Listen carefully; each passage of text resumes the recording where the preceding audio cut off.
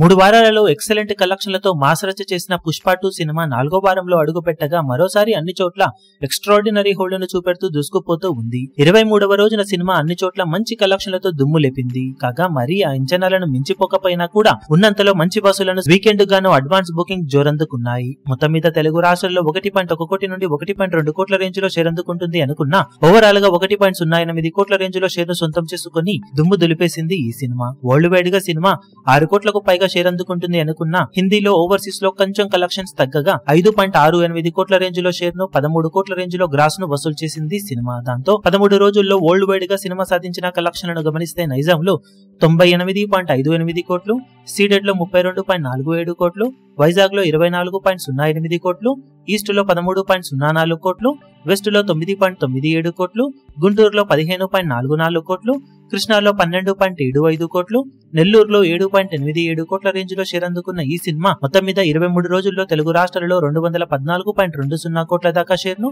323.70 కోట్ల రేంజ్ లో గ్రాస్ ను వసూలు చేసింది. కర్ణాటకలో 51.75 కోట్లు, తమిళనాడులో 33.6 కోట్లు, కేరళలో 7.56 కోట్లు, హిందీ అలాగే రెస్ట్ ఆఫ్ ఇండియాలో 351.35 కోట్లు, ఓవర్సీస్ లో 122.10 కోట్ల రేంజ్ లో షేర్ అందుకున్న ఈ సినిమా టోటల్ వరల్డ్ వైడ్ గా 780.56 కోట్ల రేంజ్ లో షేర్ ను 1626.35 కోట్ల రేంజ్ లో గ్రాస్ ను వసూలు చేసింది.